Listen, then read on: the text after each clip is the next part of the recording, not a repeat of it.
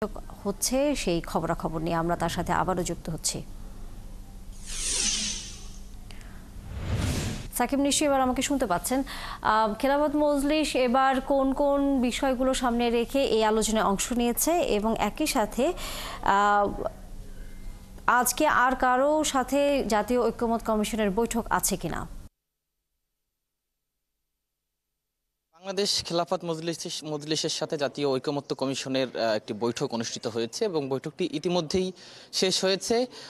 সেখানে আসলে বৈঠকের শুরুতে জাতীয় ঐকমত্য কমিশনের সহসভাপতি অধ্যাপক আলী রিয়াজ তিনি কথা বলেছেন।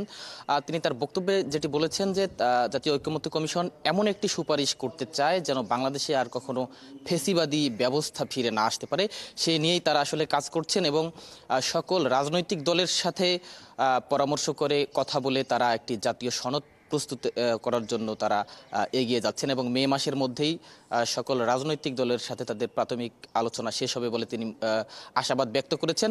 পাশাপাশি এখানে বাংলাদেশ খেলাফত মজলিসের ৩ সদস্যের একটি প্রতিনিধি দল এসেছিলেন তাদের সিনিয়র নায়েবে আমিরের নেতৃত্বে। এরপরে তারা বৈঠক শেষে আমাদের সঙ্গে কথা বলেছেন।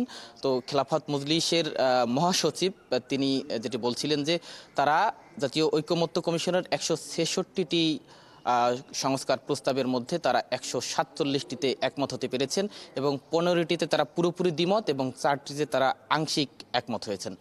সে বিষয়গুলোর মধ্যে উল্লেখযোগ্য হচ্ছে যে তারা সংবিধানে বহুত্ববাদের বিরোধিতা করেছেন, যে সংবিধানে বহুত্ববাদ রাখা যাবে না, সেটি আসলে ইসলামের সঙ্গে সাংঘর্ষিক বলেও তারা মন্তব্য করেছেন। পাশাপাশি তারা সংবিধানের নতুন একটি বিষয় যুক্ত করার জন্য বলেছেন যে আল্লাহর প্রতি পূর্ণ আস্থা রাখতে হবে এমন বিধান সংবিধানে রাখার প্রস্তাব করেছেন তারা।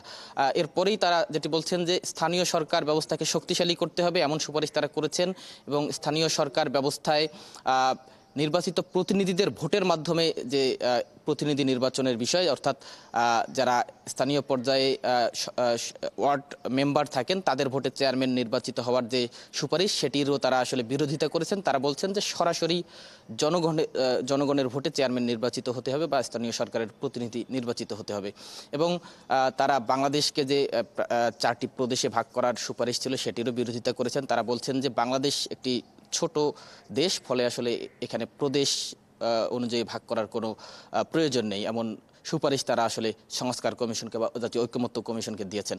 এরপরেই আসলে তারা বলছিলেন যে আগামী নির্বাচন যেন প্রয়োজনীয় সব সংস্কারের পরেই করা হয় এবং জুলাই গণহত্যার বিচার নিশ্চিত করার পরেই করা হয়, সে কথাটিও তারা আসলে আমাদেরকে বলছিলেন।